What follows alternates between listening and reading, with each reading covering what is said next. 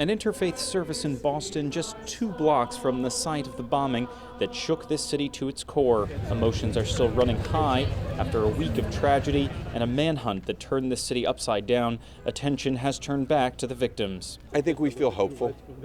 Hopeful that today is another step in a long process of healing, that it will get better tomorrow and the day after that and the day after that.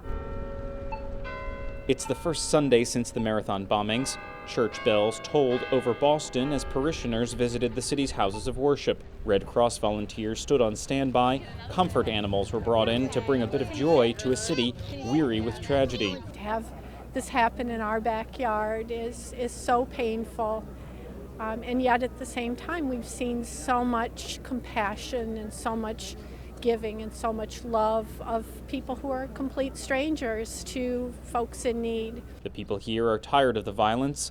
3 dead in a bombing, a police officer killed later in the week, and of course the nearly 180 who suffered injuries. While many neighborhoods are getting back to normal here in Boston, Boylston Street is still closed down as a crime scene. But at the intersection here of Boylston and Berkeley, a makeshift memorial is formed with flowers, gifts, and notes left to the victims of this tragedy. Meanwhile, federal officials say they're willing to throw all of their resources behind the investigation and the prosecution of the suspect. We are a family together.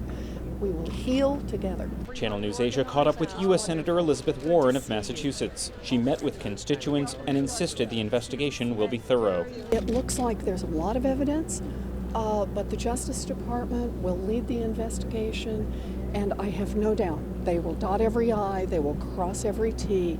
They will make sure that we have the full truth on what happened. Investigators are still combing the crime scene, and FBI interrogators are on hand to begin questioning 19-year-old Dzhokhar Tsarnaev. But he's still in hospital, unable to speak.